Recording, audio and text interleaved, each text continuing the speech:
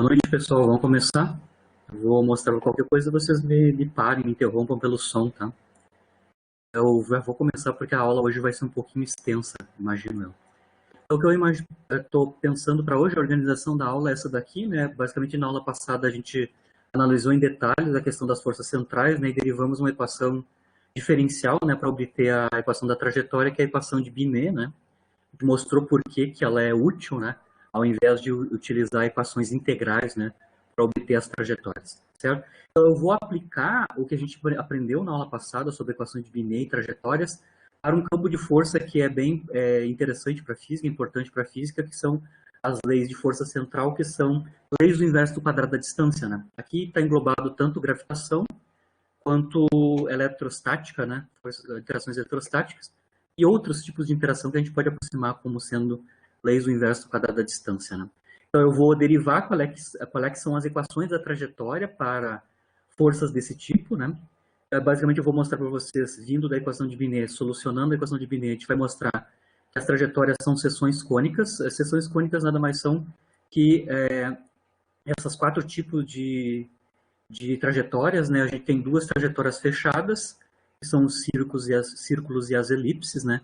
E duas órbitas ou trajetórias abertas, que são as hipérboles e as parábolas. Esse conjunto de quatro trajetórias, tanto as fechadas quanto as abertas, formam as chamadas seção cônicas. Depois a gente vai ver por que este nome, né? Claro, elas são obtidas a partir de seção transversal de um cone, né? Eu vou mostrar a figura, vai ficar mais claro.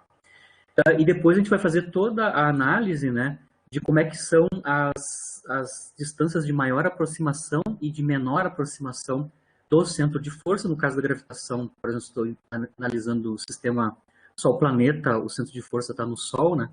A gente vai analisar qual é que são os tamanhos dessas distâncias, né, que são os pontos de retorno, basicamente, né, em termos da energia mecânica do sistema e também do momento angular, que é uma quantidade conservada para forças centrais, né. E especificamente na aula de hoje eu vou focar bastante nas órbitas elípticas, que têm relação direta com gravitação, né, leis planetárias, porque na aula que vem a gente vai tratar de leis de Kepler, né.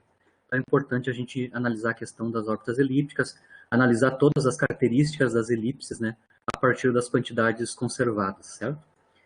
Vamos começar, então. Lembra que as leis de força aqui, que eu vou analisar nesse momento, são leis desse tipo, né? A força, a intensidade da força, é claro, força central, né? É atrativa, então tem um sinal menos. Então, aqui, a princípio, eu vou analisar forças atrativas, né? Lei do inverso do quadrado da distância. Aqui a constante C vai depender da intensidade, quem são as fontes do campo, né? Então, por exemplo, a constante C aqui no caso da gravitação é a constante gravitacional multiplicada pelas massas que estão interagindo. Se for atração coulombiana, o C aqui é a constante de Coulomb multiplicada pelas cargas, né, contrárias que estão interagindo. Aqui a constante C vai ser o caso geral. Vocês lembram que esse tipo de força, casos particulares deles são gravitação e força gravitacional. Lá, quando a gente analisou campos de força central, a gente já mostrou qual é que é o potencial, né? Ou a energia potencial associada com esse tipo de campo de força, né? Atrativo e caindo com o inverso do quadrado da distância. A gente mostrou explicitamente que o potencial, como função da distância radial, tem esta cara aqui, né? É menos C inverso da distância radial. Aqui embaixo eu deixei o detalhe para vocês verem em casa, né? A derivação explícita de como é que é a cara desse potencial a partir da definição da relação entre força e o gradiente da energia potencial, da função energia potencial, né? No caso aqui, o gradiente da energia potencial, como é uma força central, basicamente o gradiente é a derivada de U relativo a R, apontando na direção R chapéu, e o sinal menos vem da relação aqui, né? Então, aqui embaixo está só a derivação, né, da cara do potencial. Mas a gente conhece potenciais gravitacionais, tem esta cara aqui, potenciais coulombianos atrativos tem esta cara aqui, né? Menos a constante dividido por inverso da distância radial. Com isso, se a gente já tem a energia potencial, a função energia potencial como função da distância radial, a gente pode construir aqui no nosso estudo, né, qual é que é a expressão da energia potencial efetiva, né? Lembrando que toda a dinâmica nossa é escrita em termos dessa energia potencial efetiva, que engloba o potencial real, né? Que no caso aqui é o potencial dado pela essa força aqui atrativa, lei do quadrado do universo quadrado da distância, né? Mas também tem contribuindo o termo que eu chamei de centrífugo, né, na aula passada, que diverge quando a distância radial vai para zero, ou seja, quando eu vou ficando próximo da fonte do campo, né, o meu potencial efetivo explode, né, vai para mais infinito, formando uma parede, né. Nesse sentido, a gente chama esse termo de centrífugo. Então, a soma do termo centrífugo mais o potencial real me dá a energia potencial efetiva em termos das distâncias radiais. Toda a dinâmica vai ser analisada a partir daqui, como a gente fez na aula passada, né. Bom, aqui eu escrevi explicitamente o potencial nosso, né, menos C sobre R, né. Então, aqui está pronta a expressão da energia potencial efetiva para esse tipo de campo de força, né, lei do universo quadrado da distância. Eu vou só analisar aqui qualitativamente a carga do potencial, né, como é que ele se comporta, né. A gente consegue ver que o termo centrífugo, como a gente mostrou, né, é divergente quando R vai para zero. Então, se eu tomar o limite de R tendendo a zero no meu potencial efetivo, o termo centrífugo me dá mais infinito, ele domina sobre este termo aqui, né? O infinito vai com R, 1 sobre R ao quadrado aqui, né? Certo? Então a gente tem uma divergência mais infinito quando a gente tem pequenas distâncias radiais. Aqui eu não tenho mais divergência quando eu vou para R grande, né? Quando vai para R grande, vocês vejam que o potencial vai ficar pequeno, né? Porque os R estão nos denominadores aqui, né? Então, o potencial vai tender a zero, só que tem que ter um cuidado aqui, né? Ele vai de zero por baixo, ou seja, ele vai se aproximar de zero por valores negativos do potencial. Isso é fácil de ver aqui, né? Se vocês tomarem R muito grande, né? Lembra aqui que está um R quadrado, aqui está R na potencial 1, né? Vocês vejam que para R muito grande, este termo aqui vai dominar sobre este, né? Lembra que se eu estou botando um número grande aqui, por exemplo, 1 sobre 100, por exemplo, supor que R seja 100, né? Aqui eu tenho um termo negativo que é 1 sobre 100, e aqui eu tenho um termo que tem umas constantes multiplicada por 1 sobre 10 na 4, né? Que é 10 na 4 é 10.000, né? 1 sobre 10.000 e comparado com um cara que é 1 sobre 100. Então, quando o R é muito grande, tá claro que o segundo termo é o dominante. E se o segundo termo é dominante, claro, ele vai a zero quando o R é muito grande, né? Mas ele vai a zero por sinais negativos aqui, porque esse termo aqui é dominante e negativo. Então, quando R vai para infinito, a expressão da energia potencial efetiva, no caso desse tipo de força que a gente está analisando, né, vai a zero por baixo, né, por valores negativos. Dá para ver também, dá para analisar rapidamente que a energia potencial efetiva tem um zero, ou seja, o gráfico da energia potencial efetiva vai cruzar no eixo horizontal, que é o eixo das distâncias radiais, né, tem um único ponto que a gente vai calcular agora, tá? Eu vou mostrar qual é que é o zero da função energia potencial. Eu vou chamar de RZ, então esse RZ é a distância radial relativo ao zero da energia potencial. Ou seja, eu vou tomar, então, para saber quem é esse cara que é o zero da energia potencial, o valor da energia potencial calculado em RZ, isso igual a zero, né? Então, qual é que é o R que zera o valor da minha energia potencial efetiva, explicitamente usando a expressão da energia potencial efetiva aqui, né? Onde eu botei R igual a RZ, né? Isso igual a zero. Claro que os RZ estão no denominador, então eu vou multiplicar ambos lados por RZ quadrado, para eu ficar com RZ no numerador. Né? Com isso eu fico com esta equação, que é bem mais simples que a anterior, que não tem mais RZ no denominador. Né? E aí a gente vê que só tem uma raiz, né? Ou seja, existe só uma distância radial, onde a energia potencial efetiva é nula, que é este cara aqui.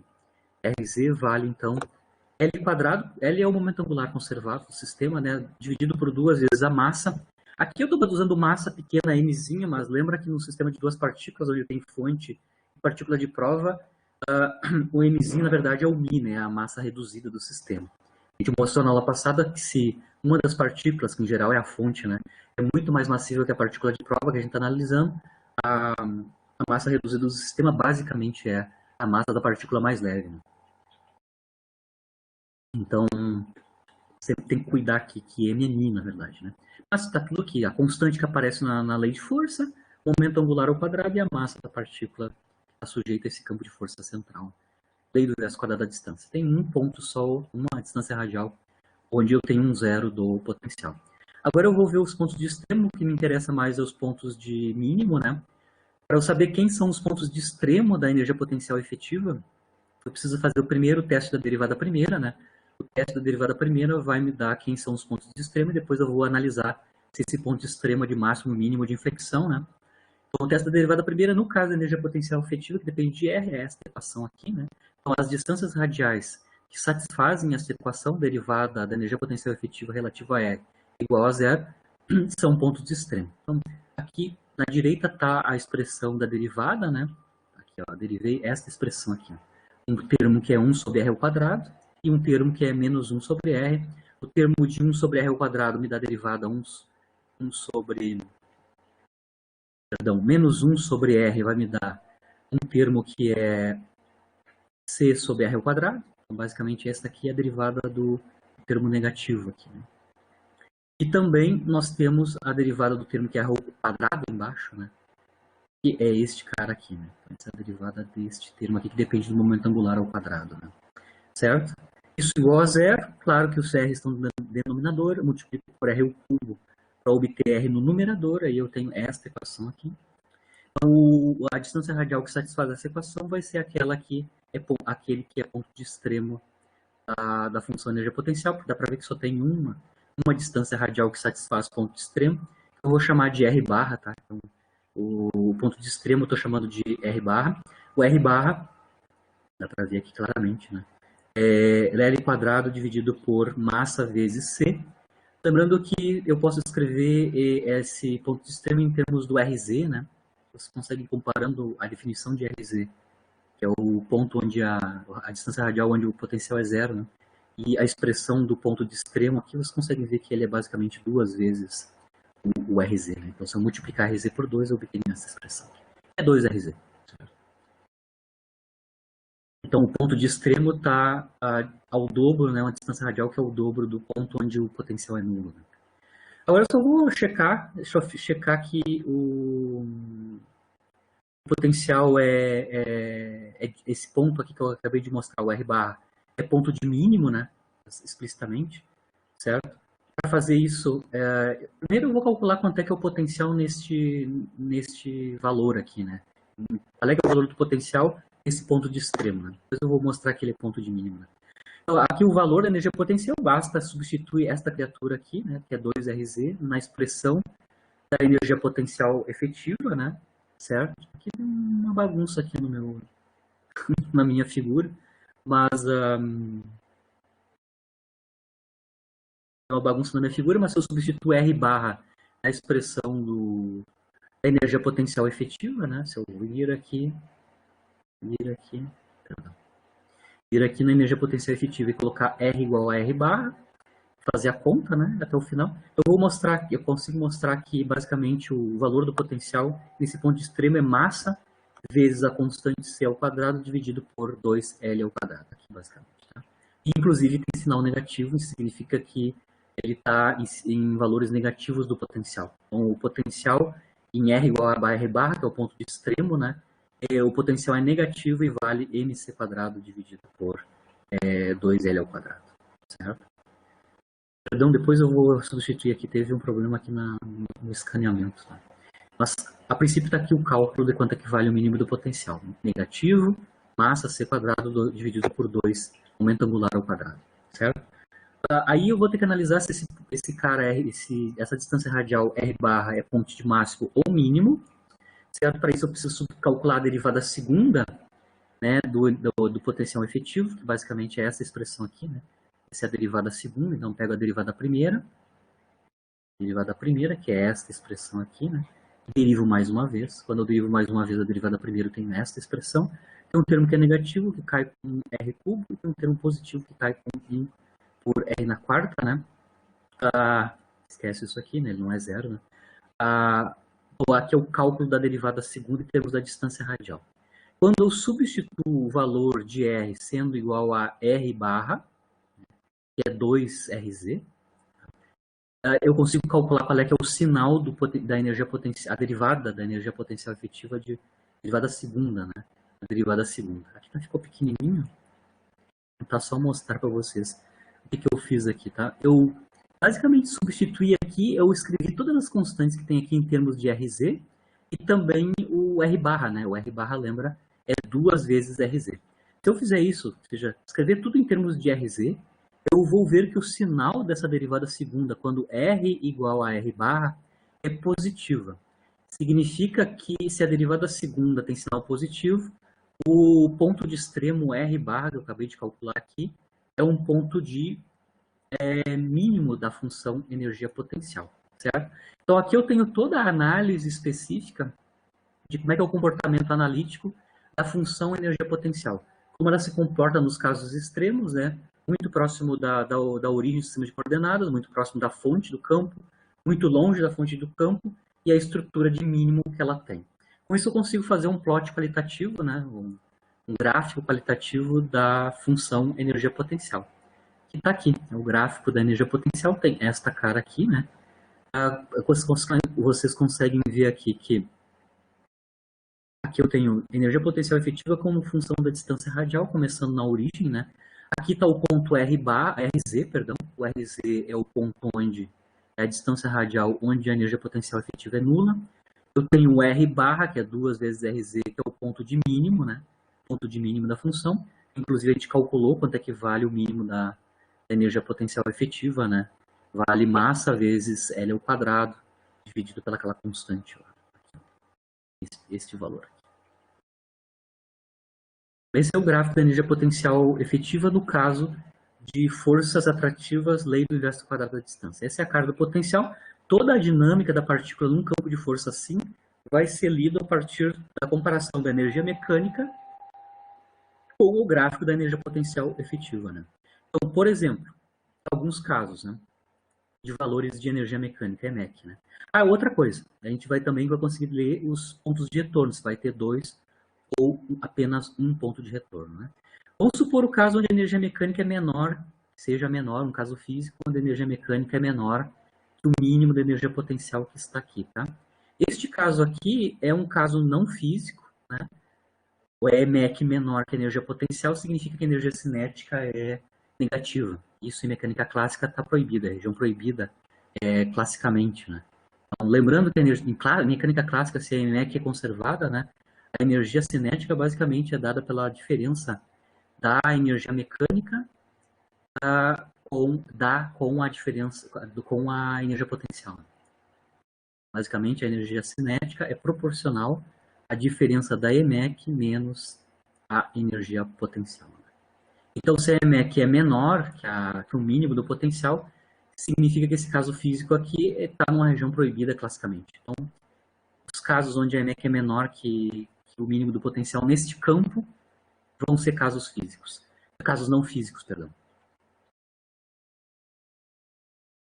Se a energia potencial é exatamente igual ao mínimo, perdão, se a EMEC é exatamente igual ao mínimo da energia potencial, né?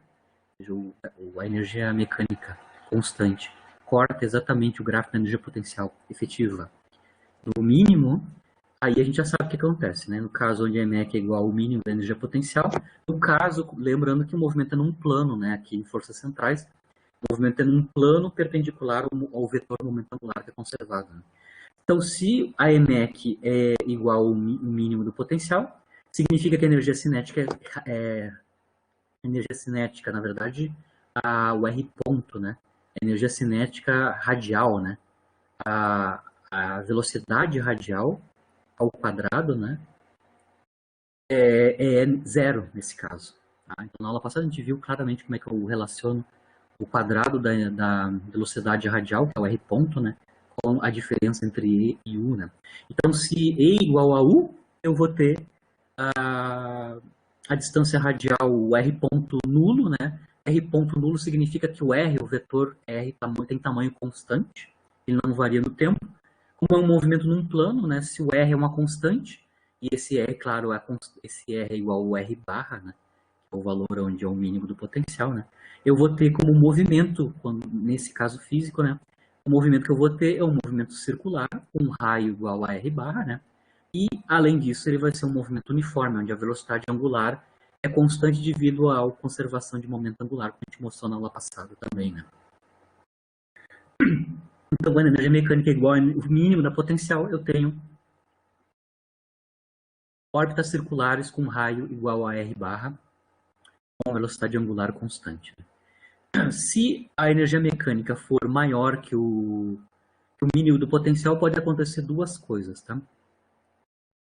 colocar aqui para vocês dois casos, tá? Por exemplo, aqui embaixo, tá? Onde eu estou com uma energia mecânica, que é este caso aqui, tá? Uma energia mecânica que está entre o mínimo do potencial e zero, certo? Se eu estou com energia mecânica entre o mínimo do potencial e zero, a energia mecânica aqui, a linha constante energia mecânica, vai cruzar em dois pontos do gráfico da energia potencial efetiva. Tá? Isso significa que eu tenho duas distâncias radiais, certo? Que são pontos de retorno. Lembrando que onde o gráfico cruza E são pontos de retorno, né, em mecânica clássica. Aqui no caso são pontos de retorno radiais, né? São pontos onde o R ponto é zero, né? Onde a velocidade radial é instantaneamente nula. Então, se a EMEC está entre o mínimo do potencial para cima, certo? Ele é maior que o mínimo do potencial, então pode ocorrer duas coisas. Se está entre o mínimo do potencial e zero, eu vou ter dois pontos de retorno, como mostrei ali, né? Dois pontos de retorno, e o movimento então vai se dar dentro de uma região anelar. Exatamente igual como no caso da aula passada que a gente fez a análise do potencial tipo Leeuwenhoek 3D. Né? A trajetória da partícula só pode estar contida dentro de um anel que tem espessura, né, entre R1 e R2. R1 é o menor ponto de retorno, né, o menor valor, e R2 é o ponto de retorno de maior valor. Aqui são distâncias radiais. Né? Se a EMEC é maior que zero, que é o caso daqui para cima, né, este caso aqui, vocês conseguem ver que a energia mecânica vai cruzar só em apenas um ponto do gráfico da energia potencial, e significa que a partícula, se ela tem EMEC desse tipo, né, maior que zero, significa que só tem um ponto de retorno nesse potencial, certo? E eu vou ter só um ponto de retorno que é o R1, né, a distância de maior aproximação. A partícula pode vir de algum lugar, lá da sua trajetória, né? Ela vai chegar aqui neste ponto de retorno único e vai retornar. Isso vai corresponder, depois a gente vai ver, às trajetórias hiperbólicas e parabólicas, né? Que são trajetórias abertas, né? Certo? Nas trajetórias abertas, a gente só tem um ponto de retorno, né? Já tem só apenas uma distância de maior aproximação do centro de força e depois ela vai embora. Quando a gente está aqui entre zero e o mínimo do potencial, a gente tem dois pontos de retorno que correspondem a trajetórias fechadas sendo elípticas, que eu já vou mostrar. E claro, quando a energia mecânica é igual ao mínimo da potencial, a gente tem círculos, né? São trajetórias circulares com movimento uniforme circular. Então, os três valores possíveis, né, os três tipos de energia mecânica, né, possíveis, te dão trajetórias distintas aqui no meu campo de força central. Lembrando que o valor da energia mecânica é dado pelas condições iniciais, né, dessa partícula entrando nesse campo de força. Ou seja, vai ser o valor da soma da energia cinética da partícula mais a sua energia potencial em T igual a zero. Isso vai determinar quanto é que é a EMEC, e ela é conservada para esse tipo de sistema, forças centrais conserva energia mecânica, né? Então essa EMEC vai ser sempre conservada. Então eu vou recair em algum desses casos aqui, dependendo das condições iniciais da partícula, né? Entrando nesse campo de força central. Certo? Agora eu vou fazer algo mais matemático. Aqui eu mostrei com as mãos, né, qualitativamente, os casos onde eu tenho trajetória circular, ou seja, só tem um raio fixo, né, quando eu tenho dois pontos de retorno e quando eu tenho um único ponto de retorno. Eu vou calcular explicitamente quem são esses pontos de retorno, né, assumindo então que eu estou com uma energia mecânica maior que o mínimo do potencial, que pode me dar dois ou um ponto de retorno. Né. Como é que a gente calcula ponto de retorno? A gente já viu isso, né, em 1D, né, no caso unidimensional, mas vale aqui também no caso 3D. Os pontos de retorno vão ser dados para as distâncias radiais, onde a energia mecânica é exatamente igual ao valor da energia potencial efetiva. Né? Ou seja, as distâncias radiais que satisfazem essa equação aqui são pontos de retorno. Então eu vou calcular explicitamente os pontos de retorno. Então aqui a EMEC é uma constante, do lado direito eu escrevi a expressão da energia potencial efetiva para esse campo de força, onde o potencial é menos C sobre R, né? De novo, só para a gente colocar sempre as variáveis relevantes no numerador, né, ao invés do denominador. Aqui eu vou multiplicar ambos os lados primeiro por 2m sobre L ao quadrado. Certo? Eu obtenho esta equação. Certo? Aqui. Eu já retirei estou combinando a EMEC com o quadrado do momento angular. Aí, como eu falei para vocês, é melhor sempre colocar a variável relevante no numerador. Para fazer aqui, isso aqui eu vou mudar a variável, né? Eu vou multiplicar por R, potências de R, assim trocar a variável. Eu vou trocar a variável que a gente fez na aula passada para a Binet, né? Vou chamar a variável U como o inverso da distância radial, né? E também eu vou definir uma constante que aparece aqui claramente no lado esquerdo, ó. Aqui. L quadrado sobre massa vezes C. Ele aparece explicitamente aqui nos dois termos. Esse termo constante e esse termo que cai com R. Eu tenho o aparecimento dessa mesma constante alfa ali, tá? Que eu vou definir como sendo L quadrado sobre MC. Depois eu vou interpretar quem é essa constante alfa. Mas alfa basicamente é o quadrado proporcional ao quadrado do momento angular conservado do sistema. Então eu vou trocar a ordem, aqui trocar a variável, né? Mudança de variável. Vou fazer a conta em variável U. Então, vou calcular as raízes para a variável U e depois retorno para ela. Faço a substituição. Aquela equação, que é a equação para determinar os pontos de retorno em R, vira esta equação aqui para determinar os pontos de retorno em U. Né?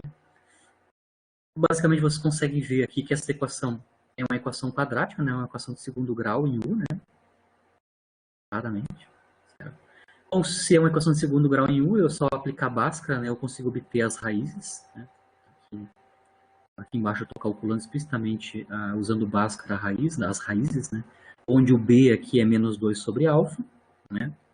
Lembrando aqui que eu já substituí em alfa aqui nas expressões. Né? Então aqui já está substituído o alfa. Tá? Mas basicamente aqui então o B é menos 2 sobre alfa e a constante C lá na equação de segundo grau é menos 2e sobre alfa C. Bom, aí calcular as raízes, né? A gente consegue ver que eu consigo fatorar 1 sobre alfa nos dois termos, tanto no termo principal quanto no termo da raiz quadrada. Então, aqui dentro da raiz quadrada, a gente ainda faz um trabalho de isolar aqui 1 sobre alfa quadrado dentro da raiz. Com isso, eu consigo retirar esse 1 sobre alfa para fora da raiz e o que sobrar sobrou. Então, eu consigo identificar a fatoração de 1 sobre alfa em ambos os termos, aqui nas duas raízes, né? E aí, finalmente, aqui eu tenho a expressão das raízes em U, né? 1 sobre alfa que multiplica 1 mais ou menos raiz quadrada desta quantidade aqui, que depende de duas coisas, depende de E, né? Energia mecânica, e do parâmetro alfa, que é proporcional ao momento angular ao quadrado.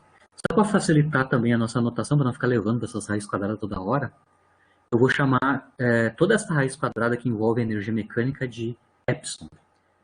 Tanto alfa quanto epsilon, eu vou interpretar eles fisicamente quando a gente trabalhar as seções cônicas, né, as trajetórias das partículas nesses campos de força central, lei do inverso quadrado da distância.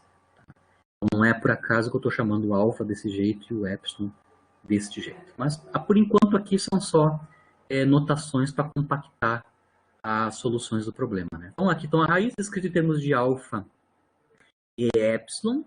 As raízes em U estão aqui.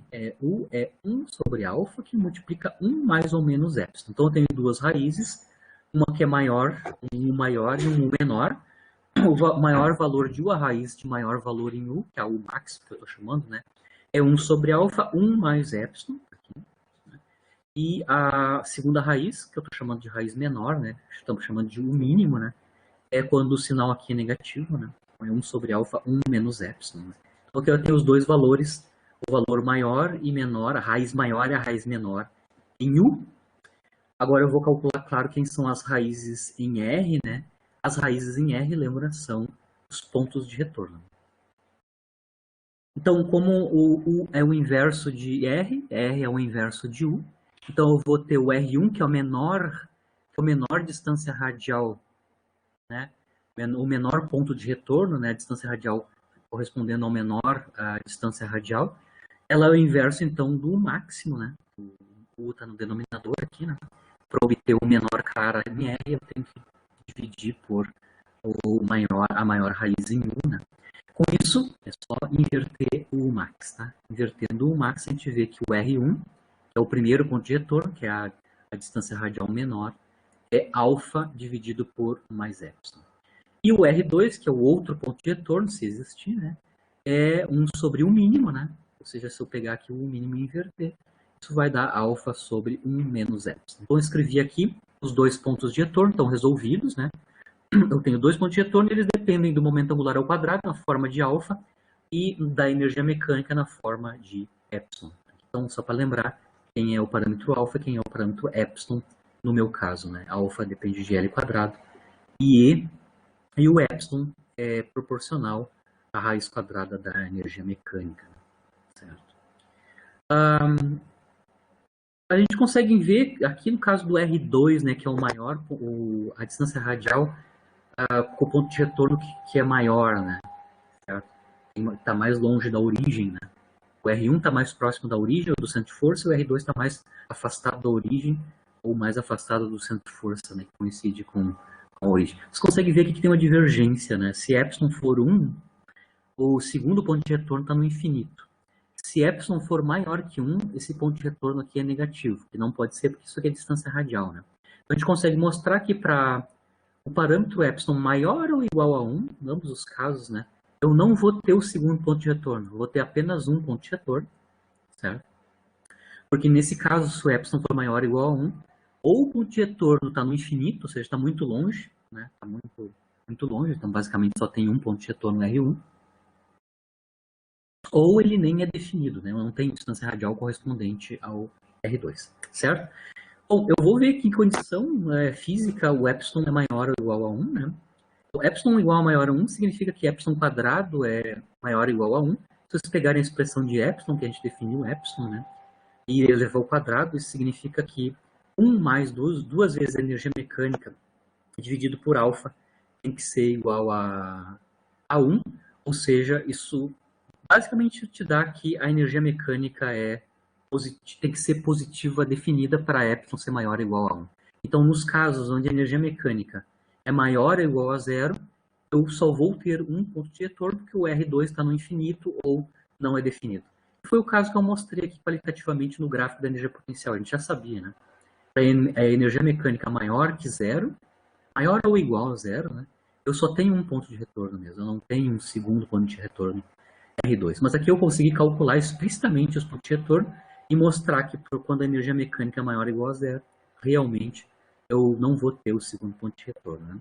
Aqui está graficamente os dois casos, né? Quando eu tenho dois pontos de retorno, a partícula tem que se movimentar nessa região anelar aqui, né?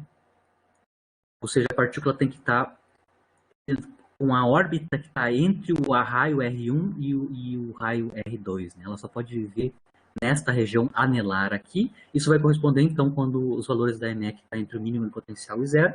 E esse último caso, onde só tem um ponto de retorno, né? A partícula só pode chegar nessa redoma aqui, né? Que tem raio R1 apenas, né? Que é o único ponto de retorno, né? E vai ter que voltar, porque quando ela chega aqui, o R1 é um ponto de retorno, ela vai ter que retornar para o mais infinito, né? Nas distâncias radiais. Lembrando que todas as minhas análises aqui têm relativa à distância radial, né? Porque o R1 e o R2 são pontos de retorno radial. Lembrando que eu tenho que combinar isso com o movimento angular da partícula, porque o movimento é num plano, né? Tem que sempre lembrar disso. Né? Finalmente, depois que a gente já na análise, né, do gráfico do potencial, determinamos os pontos de retorno e tudo, mostramos até em que condições vão acontecer um ou dois pontos de retorno. Agora a gente vai obter a equação da trajetória explicitamente. Eu só falei para vocês que são cônicas, né? Até argumentei que são elipses, círculos, hipérbolas e parábolas, mas eu tenho que provar que isso é verdadeiro, né? Para mostrar isso, eu vou usar a equação de Binet, que a gente demonstrou na aula passada, né?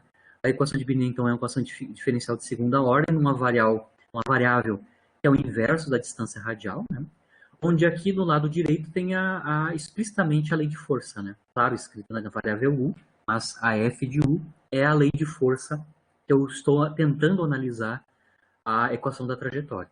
Então, se eu tenho a lei de força, resolver a equação de Binet vai me dar a equação da trajetória em coordenadas planopolares, né? Porque aqui eu tenho U de θ, que significa que eu posso obter, então, R de θ, que é coordenadas polares, planopolares, para a trajetória da partícula nesse campo de força central, que no nosso caso é lei do inverso do quadrado da distância. Né?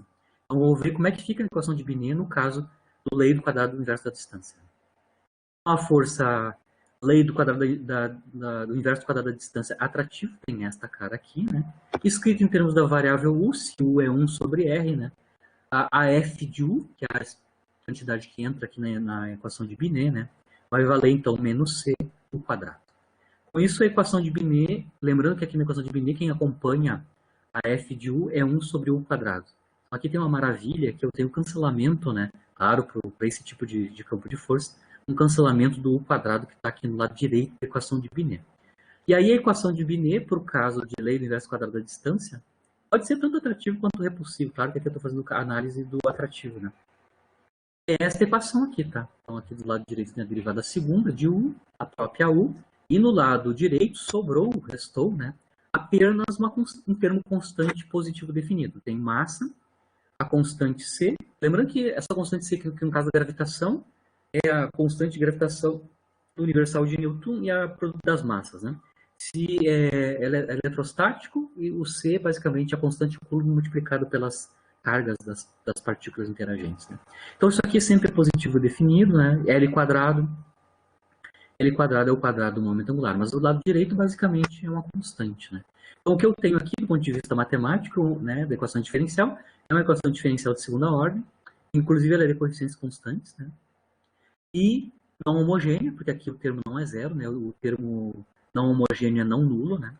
Mas o termo não homogêneo é uma constante. Então, basicamente, aqui eu tenho a equação diferencial de segunda ordem com coeficientes constantes não homogênea. Certo? A equação de Binet para o caso de lei do quadrado do inverso da distância. Certo? Inverso quadrado da distância. Lembrando, a gente já sabe como resolver a equação diferencial não homogênea, né? A solução geral, a U de θ, né? É a soma da solução da equação homogênea, da equação diferencial homogênea, e uma solução particular, certo? A solução homogênea seria a solução desta equação aqui, né? Onde o termo não homogêneo aqui é zero. Certo? Você já tem que resolver essa equação. Essa equação aqui homogênea é bem parecida com o oscilador harmônico, né? Na verdade é exatamente igual a equação do oscilador harmônico, a menos aqui o ômega zero quadrado seria 1, né? Mas basicamente é a equação do oscilador harmônico, tipicamente do oscilador harmônico. Se a gente usar a técnica da equação característica, a equação característica para esse tipo de equação diferencial tem duas raízes, né? Duas raízes distintas, né? N quadrado é menos 1. Tem duas raízes distintas que valem mais ou menos I. Isso significa que a solução da equação diferencial de Binet homogênea aqui, associada a esse campo de força que a gente está analisando, né? Tem esta cara, né? A gente tem os coeficientes a determinar. E as raízes da equação característica estão aqui. Lembrando que a variável independente aqui, né, de dinâmica é o ângulo θ, né? Então a gente tem o de θ para a solução da equação de Binet homogênea, tem esta cara, né? Aqui eu já substituí as raízes, né, mais ou menos I. Então esta é a cara da solução homogênea. Lembrando que para onde olha, né, essas superposições de exponenciais complexas e θ, na verdade, são a superposição de funções trigonométricas, né? Senos e cossenos com o ângulo θ. Então, basicamente, a solução da equação homogênea de Binet é basicamente uma superposição de cossenos e senos com dois coeficientes a determinar, né? O A e o B, né? Que a gente vai ter que obter das condições iniciais, né? Que eu já vou analisar logo logo. Bom, lembrando que a solução geral da equação de Binet para o campo de força que a gente está analisando também envolve o cálculo, né, a determinação da solução particular. Tá? Lembrando que para essa solução particular, uma equação diferencial não homogênea, a solução particular de chute, né, de tentativa, é sempre construída a partir da cara do termo não homogêneo. Como o termo não homogêneo é uma constante, né, você consegue ver, como eu mostrei para vocês aqui na equação de Binet, o termo não homogêneo, que é esse aqui, é uma constante. Então, neste caso aqui,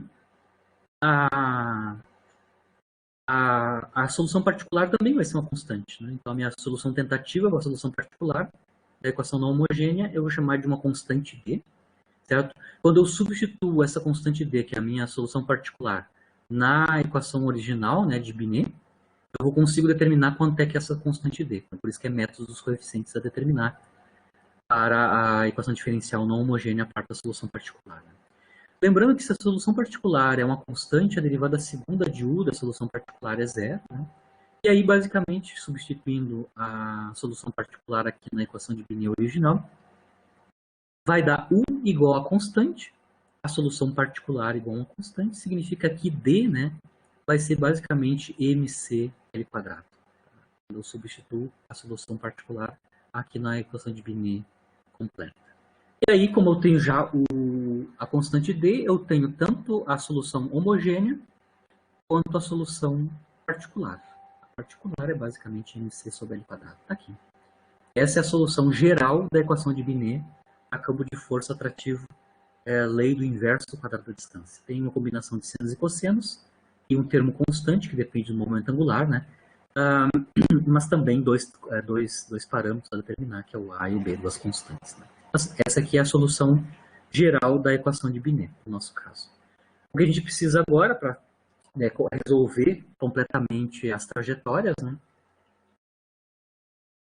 é determinar quem são as constantes A e B, dando condições iniciais. Tá? Então, eu vou fazer agora em seguida. Só que eu vou construir minhas condições iniciais para resolver e obter os parâmetros A e B. Tá? Aqui, o que eu vou fazer é o seguinte, lembrando que é o movimento da partícula num plano, tá? Lembrando que a gente tem sempre liberdade de escolher o nosso sistema de coordenadas, né? Nossos eixos e sistemas de coordenadas, lembrando que sempre que é num plano o movimento de uma partícula no campo de força central, tá? O que eu vou fazer aqui é o seguinte, tá? A primeira coisa que eu vou fazer é, eu vou coincidir o eixo dos x, por exemplo, que é o chamado eixo polar, né? Que é a partir dele que eu vou medir os ângulos polares θ, né? Eu vou coincidir o eixo polar, ou o eixo dos x, né? Exatamente coincidente com o vetor R1. Lembrando que o vetor R1, ou a distância radial R1, é a distância de maior aproximação, né? O primeiro ponto de retorno. A distância de maior aproximação do centro de força, né? Ou a origem, onde eu estou colocando a origem do sistema de coordenadas. Né? Então, eu vou fazer primeiro esse procedimento. Tá? Eu vou coincidir o eixo polar, ou o eixo dos x, coincidindo com a direção do vetor R1, certo? Ou seja, coincidente com o vetor associado com o primeiro ponto de retorno, né? A distância de maior aproximação do campo de força. Que graficamente é isso daqui, tá? O eixo polar aqui, que é o eixo dos x, eu escolhi ele de tal maneira que ele está exatamente sobre a linha que contém a distância radial R1, tá? A distância de maior aproximação, certo?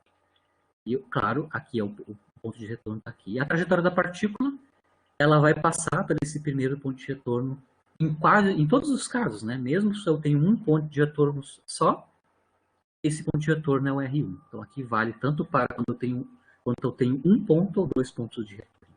Então, esse é o primeiro procedimento. Se isso é verdade, aí eu já tenho uma condição inicial. Dessa maneira que eu construí. Né? Se o R em θ igual a zero é o R1, a minha primeira condição inicial, né, é que a distância radial calculada em θ igual a zero é um ponto de retorno, que é o ponto de retorno R1. Essa é a minha primeira condição inicial. Tá?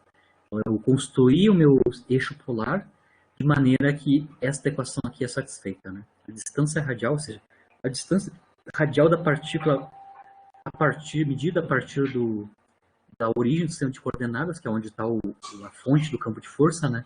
É o ponto de retorno R1. Claro que esta condição inicial aqui em R vai respingar, vai ter consequências para a solução U de θ, que é a solução da equação de Binet, né? Porque a equação de Binet é uma equação para U, né? Então, eu vou ver qual é que é a consequência desta condição inicial que eu escolhi para a U de θ. Então, isso significa que a U quando θ vale zero, só para lembrar aqui, tá? U de θ tem esta forma aqui, tá? Ela é senoidal e cossenoidal. A dependência é em funções periódicas seno e cosseno. O fato que a U em θ igual a zero vai ser 1 sobre R1, né? Lembra que a U é 1 sobre R, mas eu sei que em θ igual a zero, o R é igual ao R1. Então, eu agora sei, por esta condição inicial, que U em θ igual a zero vai ser 1 sobre R1, a distância de maior aproximação do centro de força. Isso também, obviamente, quando eu substituo θ igual a zero na expressão, eu acabei de derivar ali, né, da U de θ, né, a resolução da equação de Binet, vai me dar isso daqui, né? Se eu coloco o θ igual a zero aqui na expressão da U de θ, isso aqui também é verdade, né? Isso aqui também é verdade. Ou seja, a U calculada em θ igual a zero vale 1 sobre R1 e também vale essa quantidade aqui. Né? Lembrando que aqui eu vou usar esta condição em U para obter os coeficientes, né? Um deles, na verdade. Né? Vamos trabalhar essa equação aqui. Então, tá? Aqui, basicamente, é a consequência desta condição inicial aqui. Né? A gente construiu o nosso sistema de coordenadas de maneira que a distância de maior aproximação corresponde a θ igual a zero. Né? Então, U em zero vai valer basicamente aqui em termos das constantes, a constante A, porque cosseno de zero é 1. O termo em seno é nulo, né? E o termo das constantes continua aqui. Tá? Isso é igual a 1 sobre R1, né? E basicamente 1 sobre R1, lembrando, é o max, né? Aqui é o max, é o máximo, aquela raiz, né? Associada ao valor máximo da U, né? Lá nas raízes que a gente acabou de calcular. Certo? Aqui de novo eu já identifiquei o M sobre o termo constante aqui, né? O constante que aparece aqui na solução da equação de Binet. Eu tenho que ele é o inverso daquele parâmetro alfa que a gente construiu. Então, basicamente, a condição inicial em U me diz que A mais 1 sobre alfa é ao max, é o max é 1 sobre alfa, 1 mais epsilon. Aí, essa condição inicial em U vai me dar quanto é que é o parâmetro A. O parâmetro A a gente consegue fazer aqui uma manipulação. Vai dar, basicamente, 1 sobre alfa cancela e sobra 1 sobre alfa epsilon. Então, aqui eu tenho A vale, a constante A vale epsilon sobre alfa. Então, ele depende, a coeficiente A vai ser determinado pelo valor da energia mecânica e pelo valor do momento angular. O primeiro parâmetro está calculado. A é epsilon sobre A. O segundo parâmetro, que é o B, né, a gente vai calcular sempre com uma derivada de U, né? Lembra que as condições iniciais é o valor da função em algum lugar e o valor da derivada da função em algum lugar. Então, aqui a gente vai precisar, para determinar o B, a gente vai precisar da derivada da U, de alguma maneira. Tá? Para fazer isso, a gente lembra que R1 é um ponto de retorno. Então, a gente sabe que em R1, para a nossa construção, R1 corresponde a θ igual a zero. Né? A gente sabe que R1 é um ponto de retorno e lá R ponto é zero. Na aula passada, eu relacionei R ponto com a derivada de U relativa a θ. Então, na aula passada, se vocês lembrarem, pegarem as notas da aula passada, as notas de aula, né? Vocês vão ver que R ponto está relacionado com a derivada da U relativa a θ menos umas constantes, que é menos L sobre L. Com isso, eu sei que, como R1 é um ponto de retorno, ou seja, R ponto calculado naquele ponto é zero, né? Eu sei então que R ponto em θ igual a zero é zero. Porque θ igual a zero corresponde a R igual a R1, que eu sei que é um ponto de retorno. Ou seja, que a velocidade radial lá é nula. Eu sei que a velocidade radial para ângulo zero automaticamente é zero por nossa construção. Mas essa condição aqui de ser ponto de retorno em θ igual a zero vai me dar uma condição para a derivada. Né? A derivada de U relativa a θ em θ igual a zero também vai ser zero. Né? Então, aqui eu calculei para vocês quanto é que é a derivada de U relativa a θ. Então, vem aqui na solução da equação de Binet, esta aqui. Derivo o relativo a θ, então vou derivar o cosseno e o seno. Né? O termo constante vai ser nulo, não é derivado. Então, quando eu faço a derivada de U relativa a θ, eu tenho esta função do ângulo. Né? O cosseno vira seno vira cosseno, a menos da troca de sinal. Certo? Então, R ponto em θ igual a zero sendo zero vai implicar que du dθ em θ igual a zero é zero. É esta condição aqui, ó. Du dθ calculado em θ igual a zero tem que ser zero. Fiz isto aqui, ó. Botei zero aqui no valor da derivada de U relativo a θ. Isso significa que B vezes 1 é zero, ou seja, que B, o coeficiente B, é nulo. Então, aqui das condições iniciais, e a minha condição inicial nada mais é que relacionar aqui em θ igual a zero, ângulo polar igual a zero, eu estou no primeiro ponto de retorno R1, né? Então eu estou no um dos pontos de retorno, certo? Me mostrou que os dois coeficientes são bem determinados. O A vale epsilon sobre alfa e o B é zero, certo? E aí, claro, eu já consigo escrever explicitamente a equação da trajetória, né? Se A é epsilon sobre A, é epsilon sobre alfa, perdão, epsilon sobre alfa, e o B é zero, venho aqui na solução, né? Venho aqui na solução, o termo em seno vai cancelar, eu vou ter só o termo constante, e o termo em cosseno, onde quem está acompanhando o cosseno é epsilon sobre alfa. Aqui. Então, o U de θ, que é a solução completa, né? É epsilon sobre alfa cosseno, mais o termo constante escrito em termos de alfa é 1 sobre alfa, como eu mostrei antes, né? Isso, claro, esse U de θ corresponde a 1 sobre R de θ. Né? Mas, basicamente, aqui faltou um epsilonzinho. É epsilon cosseno θ mais 1.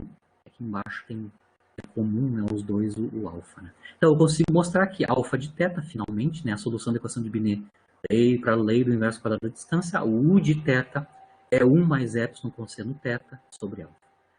Lembrando que U é 1 sobre, é 1 sobre R, né? Isso consegue, então, conseguimos finalmente então escrever quanto é que é a equação da trajetória em coordenadas planopolares. U é 1 sobre R, então alfa sobre R é 1 mais epsilon cosseno θ, né? Aqui está claramente, né? Passa o alfa para cá para cima, fica alfa sobre R, e o que sobrou, que é 1 mais epsilon cosseno θ. Né? Ou, se vocês quiserem escrever plano polar mesmo, né? R de θ é alfa dividido por 1 mais epsilon cosseno θ. Esta é a equação da trajetória de uma partícula sujeito a um campo de força central que é atrativo, lei do inverso quadrado da distância. Essa aqui é a equação em coordenadas planopolares das trajetórias possíveis da partícula nesse campo de força. Vejam bem que, claro, vai depender de quanto é que são esses parâmetros alfa e epsilon. Né? Lembrando que o alfa está relacionado com o momento angular e epsilon está relacionado ao valor da energia mecânica. Né? Mas aqui está explicitamente calculado a equação da trajetória para este tipo de campo de força. Tá? Em sistema de coordenadas planopolares, esse tipo de equação aqui de trajetória corresponde, né, lá na geometria analítica, né, às chamadas seções cônicas, né, com foco com um dos focos na origem. Né. E os nomes que eu construí lá atrás, né, do epsilon e do alfa, né, agora eles adquirem interpretações geométricas, né. O parâmetro epsilon aqui na equação da trajetória, né, na equação da trajetória seção cônica, né, o epsilon basicamente é a excentricidade da órbita, tá? Então, por isso que eu estou chamando de epsilon, é a excentricidade da órbita. E 2 vezes alfa, tá, é chamado latus rectum da órbita. Basicamente, latus rectum, isso em latim, né, isso é reta lateral. Né? Reta lateral, quando a gente vai ver quando a gente tem trajetórias abertas, né, eu vou ter uma reta que é a reta diretriz, né, da hipérbola e da parábola, né, e eu tenho uma distância de 2 alfa entre essa reta diretriz e o foco dessas duas trajetórias, né, tanto da elipse quanto da parábola. Né. Então, lado reto tem a ver com a interpretação geométrica de quanto vale 2 vezes alfa. Né. Mas a epsilon é a excentricidade da órbita e alfa é um parâmetro importante aqui, principalmente quando a gente tem órbitas abertas, né, que são a parábola e a hipérbole. Né. Então, dependendo dos valores da excentricidade, lembrando que a excentricidade ela é uma função explícita da energia mecânica, né? A epsilon é uma epsilon de Enek, né? A expressão, né? Que a gente tinha lá. Errado de novo esse negócio. Aqui é alfa em cima e C embaixo. Basicamente, a epsilon é uma função explícita da energia mecânica, né? Então, eu vou ter diferentes valores de epsilon, ou seja, diferentes valores de excentricidade de órbita, dependendo do valor da energia mecânica. Né? Eu já vou analisar com vocês os casos particulares. Né? Lembrando que o alfa está relacionado basicamente ao momento angular e o epsilon depende explicitamente, né, do valor da energia mecânica. Né? Aqui eu vou mostrar para vocês graficamente o que são as seções cônicas. Né? Vocês conseguem ver aqui que é um cone. Tá? Quando vocês cortam transversalmente esse cone de várias maneiras, vocês obtêm objetos geométricos, né, figuras geométricas. Por exemplo, aqui tu corta transversalmente o cone, com um plano que é paralelo com a base do cone, você não tem a seção transversal é um círculo. Se vocês fizerem ou passarem um plano que é perpendicular, que é oblíquo aqui, né, oblíquo, mas não cortando a base, vocês vão ter uma trajetória aberta, né, uma trajetória fechada que é a elipse. E se, dependendo do ângulo, né, que esse plano corta, passando, né, pela base do cone, vocês vão ter na intersecção, né, na seção reta, né, dois tipos de figuras que podem aparecer. Uma é a parábola e a outra é a hipérbole. Então é por isso que a gente chama de seções cônicas, né. Essas quatro trajetórias, né, essas quatro figuras geométricas são obtidas pela intersecção, seção reta, né, de um plano com um cone. Por isso seções cônicas, né. Cônicas e seções são as seções transversais, quando a gente cruza, né, um plano por esse cone. Né? E a gente obtém quatro trajetórias possíveis. Duas delas são fechadas, que é o círculo e a elipse, e duas abertas, que são a parábola e a hipérbole. Isso significa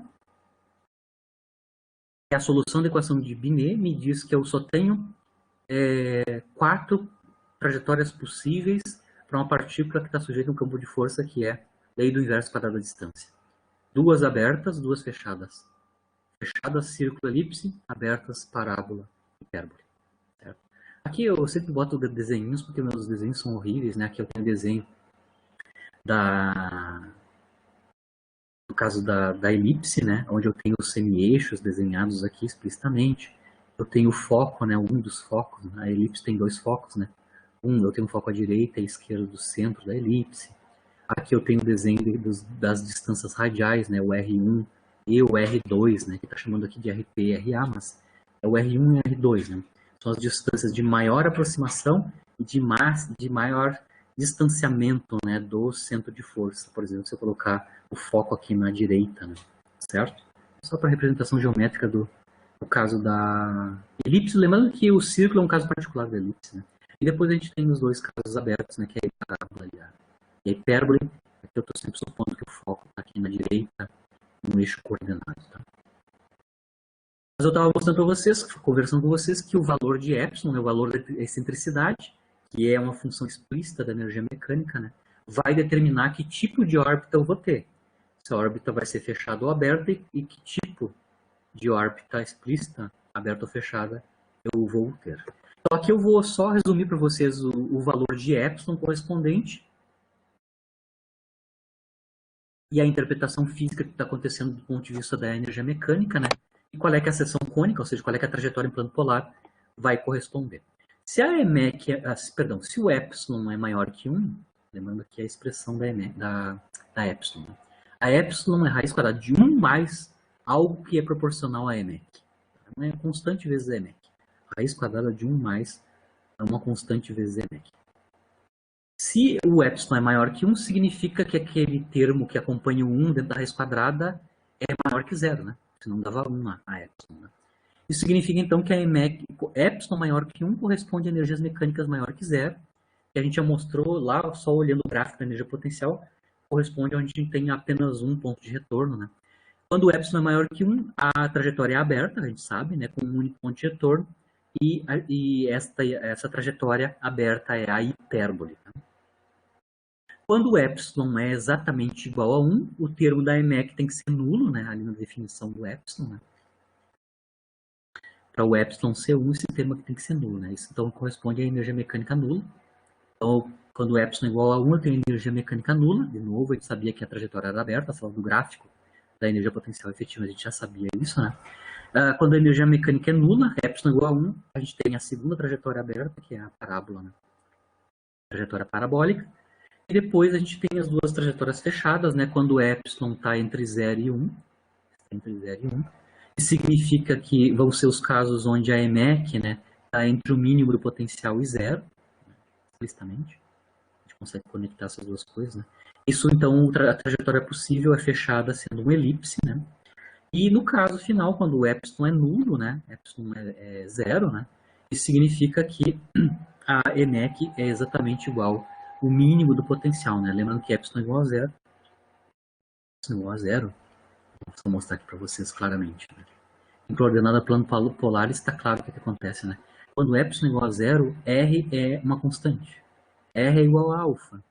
R é igual a alfa, sendo alfa uma constante, né? É um círculo. Né?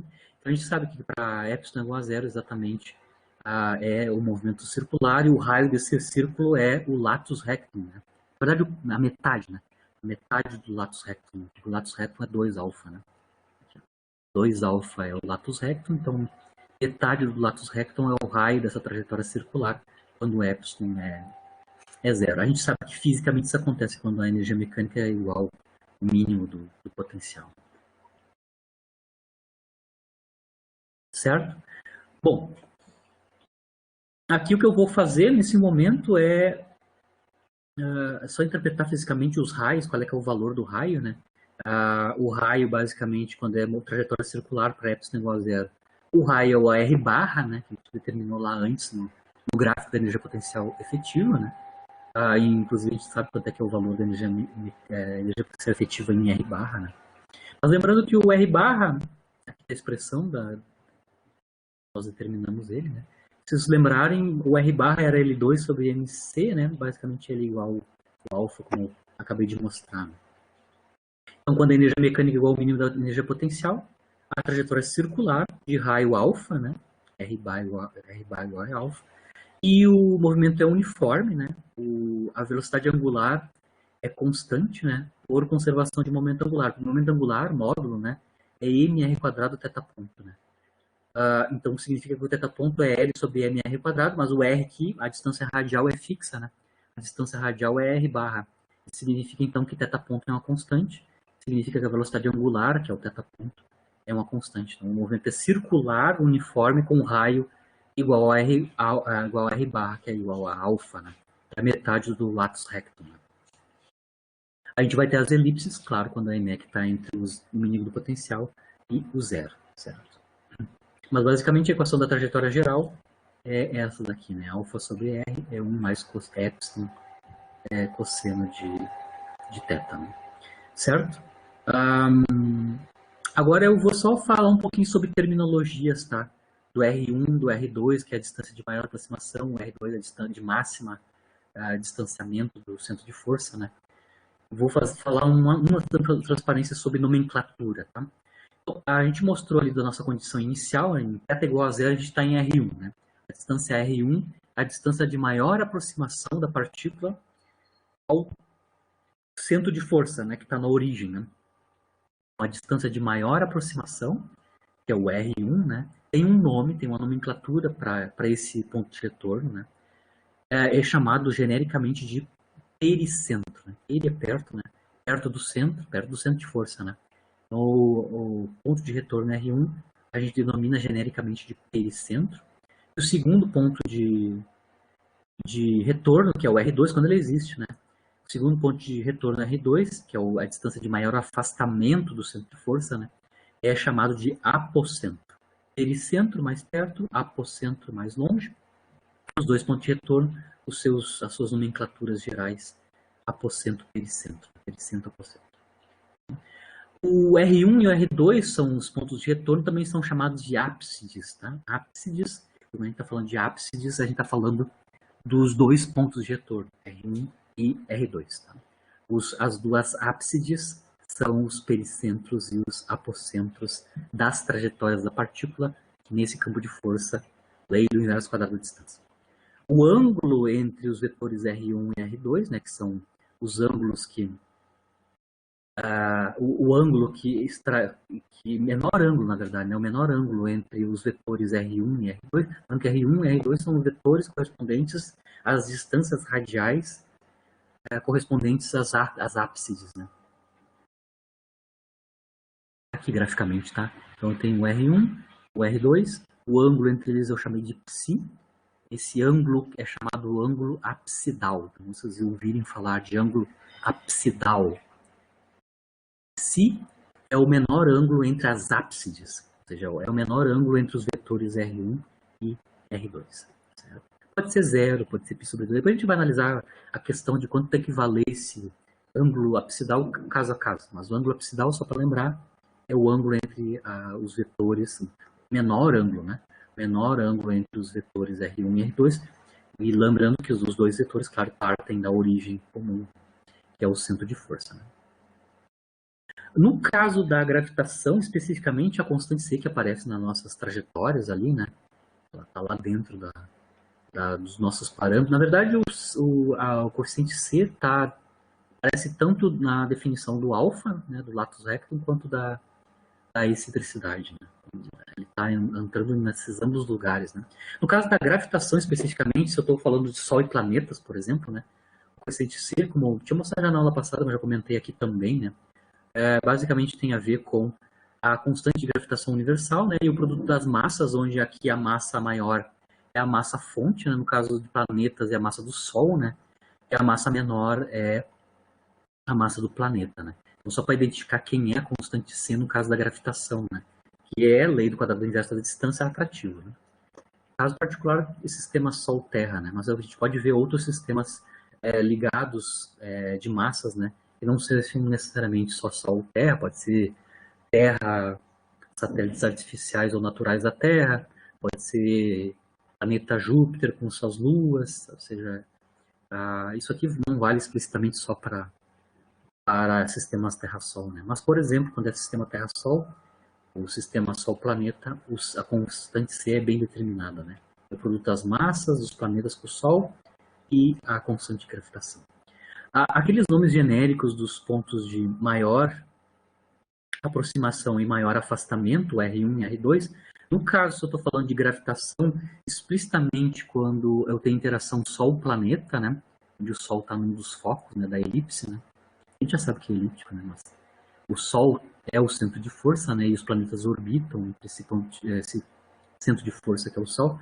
O pericentro e o apocentro tomam nomes diferentes, né, tem nomes particulares, né.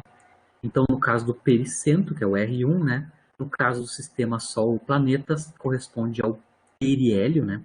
Quando a gente está falando periélio, é o pericentro da trajetória do planeta. O pericentro, na verdade, é o periélio, né, na verdade, é a distância de maior aproximação com o Sol, que é o centro de força.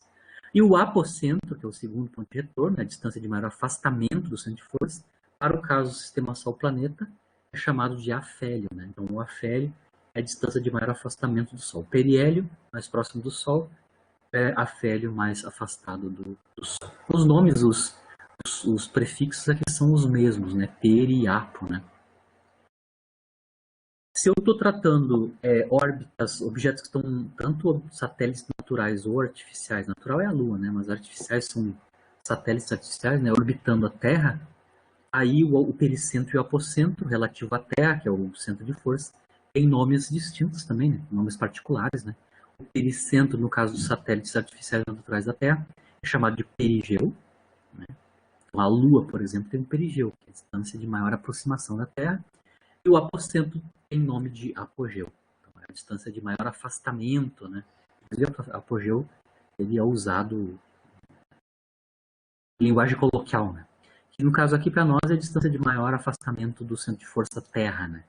Perigeu, apogeu, periélio, afélio, a gente está tratando de Terra como centro de força e Sol como centro de força. Mas o caso geral é ápsides, chamadas pericentro e apocentro.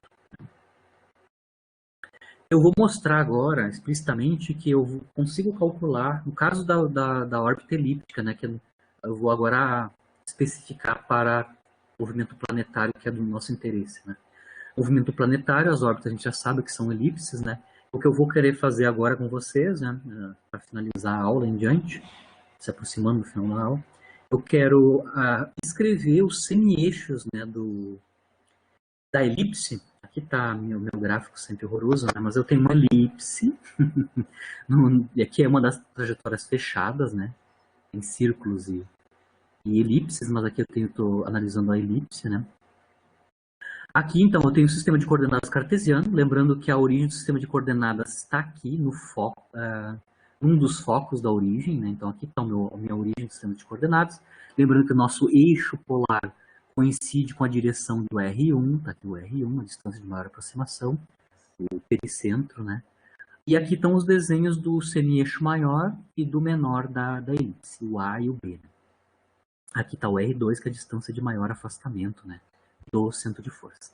Então aqui tá, lembra que o centro da elipse está à direita da minha origem do sistema de coordenadas, perdão, à esquerda da origem do sistema de coordenadas. Eu vou agora mostrar para vocês, são duas coisas. Mostrar explicitamente quanto é que é A e B, os semi-eixos da elipse, em termos dos dois parâmetros, né, da excentricidade e do latus rectum, né, a metade do latus rectum alfa. Eu vou mostrar essas expressões aqui. E também A e B em termos da própria EMEC, né? Calcular A e B em termos da EMEC ou em termos da excentricidade, explicitamente. Tá? Para fazer isso, eu vou reescrever a equação da trajetória para a elipse que foi derivada originalmente em plano polares. Eu vou retornar para o sistema de coordenadas cartesiano e aí fica bem fácil para nós identificar quem são os semi-eixos da elipse, tanto A quanto o B. Então, vamos lá. Lembrando que o sistema de coordenadas, a relação entre as coordenadas polares e cartesianas são essas, né? O R2 é a soma das coordenadas cartesianas x e y, né? E as coordenadas x e y estão relacionadas com o ângulo polar θ e a distância radial r, né? Então, x é r cosseno θ, y é r seno θ. A gente viu no início do semestre, né? A relação das coordenadas cartesianas com as coordenadas planopolares θr, né? E mostramos que R2 é a soma dos quadrados de x e r. Então, como eu disse para vocês, eu vou partir da equação da trajetória elíptica. Na verdade, aqui é a equação da trajetória geral, né? E em plano polares, que está escrito em termos de R do ângulo polar, θ, né? E reescrever ela em termos de coordenadas cartesianas. Lembrando que para a elipse, o epsilon está entre 1 está entre 0 e 1. Né? Epsilon para a elipse está entre 0 e 1. Bom, o que eu vou fazer aqui é trabalhar essa equação da trajetória. Né? Eu primeiro vou multiplicar por R para tirar esse denominador que está aqui. Isolei R, agora isolo R. Tá? Depois que eu isolei R, eu fatoro a excentricidade. Tá? Segundo passo aqui, isolo a excentricidade. Quando eu isolo a excentricidade, aqui no primeiro termo eu vou ter a razão alfa sobre epsilon, que vou chamar de D. Certo? Então eu tenho essa expressão aqui ainda, que é equivalente à equação da trajetória original, ainda em plano polares. Tá? Esta equação equivale a essa ainda, tá? Onde D aqui é a razão alfa epsilon. Tá? Eleva ao quadrado. Por que eu estou levando ao quadrado? Porque eu quero usar o R quadrado escrito em termos das coordenadas cartesianas. Tá? Então aqui eu tenho que R2 é a excentricidade ao quadrado, o D menos R cosseno θ ao quadrado. Agora sim eu consigo fazer substituição já imediata das coordenadas cartesianas, né? No R quadrado eu tenho a soma dos quadrados de x e y, né? As coordenadas cartesianas da partícula, a trajetória da partícula. E no lado direito eu tenho R cosseno θ, que é x, né? Coordenada x. Tá? Então aqui a equação da trajetória em coordenadas planopolares vira esta equação aqui em coordenadas cartesianas. Tá? Coordenadas cartesianas, que eu já até, no lado da direita, eu já estou abrindo o quadrado, né, de d menos x, né, quadrado, explicitamente.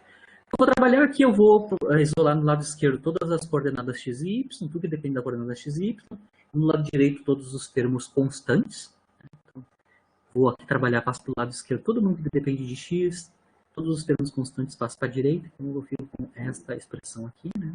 O termo constante é epsilon 2 d2, e os outros dois termos estão para aqui para a esquerda, porque as devidas combinações, né? Lembrando que x quadrado aparece duas vezes, né? Um que está multiplicado por epsilon quadrado e o outro que já estava aqui, então aqui eu tenho x quadrado 1 menos epsilon quadrado. Então a gente tem o termo misto aqui, né? Epsilon 2 epsilon quadrado d, né? 2 epsilon quadrado d, epsilon quadrado, né? Certo? E que vezes x. E, claro, o termo em y quadrado, que já estava aqui originalmente. O que mais vamos fazer aqui? Vamos retirar esse termo que tem x quadrado, tem esse inconveniente do menos epsilon quadrado, então multiplicamos ambos os lados, dividimos, né, ambos os lados por 1 sobre... Dividimos ambos os lados por 1 menos epsilon 2, né, para retirar este cara aqui. E nós ficamos com esta equação aqui, tá? Mudou um pouquinho o termo constante. Vimos que aqui em x, em y só tem um termo quadrático, né? Mas em x tem um termo quadrático e um termo linear. A gente vai ver que a gente pode construir um quadrado perfeito a partir dos termos em x. Aqui eu estou construindo o quadrado perfeito, né? Aqui eu tenho o quadrado primeiro, mais duas vezes o primeiro pelo segundo, então eu consigo identificar que o segundo, né, é d epsilon 2, 1 menos epsilon quadrado. Claro que faltou o termo do quadrado do segundo, então eu tenho que subtrair ele, esse quadrado perfeito, né, que está aqui. Eu subtraio o quadrado deste cara. Eu faço isso, essa combinação desses dois termos aqui me dá esses dois termos aqui. E o que sobrar, sobrou, certo? Lembrando que quando eu fiz aqui a escrita do quadrado perfeito, apareceu um novo termo constante, né? Esse novo termo constante tem que ser juntado, né, com o original, né, que está na direita. Então, tá aqui, ó, passei os dois termos constantes, estão todos na direita. E manipula eles para ver quanto é que dá o resultado final para os termos constantes, que é a conta que eu fiz aqui embaixo. Então, bom, dá para mostrar que o que sobra basicamente aqui os termos quadráticos em x, termos quadráticos em y e o termo constante. Tá? O termo constante final aqui, né? O termo constante final você consegue mostrar rapidamente que isso é epsilon quadrado de 2, 1 menos epsilon quadrado ao quadrado. Vou dividir ambos os lados agora por este termo constante. Né? Por quê? Porque eu quero um 1 aqui. Lembrando que eu estou tentando mostrar a equação da elipse, né? Em coordenadas cartesianas. Né? Então, eu quero um 1 aqui do lado direito. Então eu vou ter que me livrar do termo constante, então eu divido ambos os lados pelo termo constante. Quando eu faço isso, sobra isto, né? Lembrando que aqui, ó, este cara que está aqui, eu já estou chamando de menos x0, tá? Então, aqui eu estou fazendo uma anotação compacta, né? Aqui eu estou escrevendo x menos x0 é x mais esse termo constante aqui, tá? Então, automaticamente x0, na minha definição aqui, tem que ser menos d epsilon quadrado 1 menos epsilon quadrado. Tá? E esse termo constante aqui menos a troca do sinal. Tá? Só para ficar bonitinho quem é o centro dessa elipse aqui, né? Na direção x, né? Certo? Então aqui eu já, quando dividi pelo termo constante, já usei a minha notação de quem é o x0 aqui, né? Que aparece ali. Eu já tenho uma equação da elipse. Então aqui eu já cheguei numa equação de elipse, né? Termo quadrático em x, termo quadrático em y, igual a 1. E o que está aqui embaixo a gente já sabe, né? São os quadrados dos semieixos A e B da elipse. Tá? Então, eu comparo, por comparação da equação da elipse lá em geometria analítica, né? Esta elipse que eu obtive aqui em coordenadas cartesianas, partindo da equação da trajetória em plano polar, né?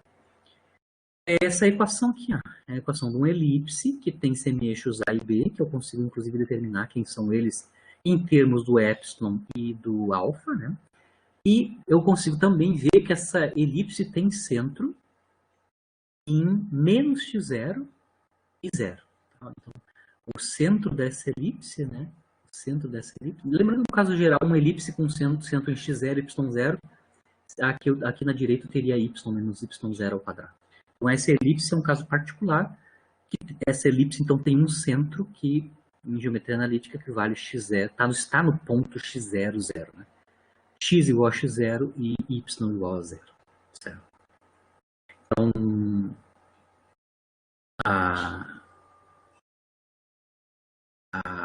o centro dessa elipse está determinado. Tá? E essas duas coordenadas são as coordenadas do centro dessa elipse. Né?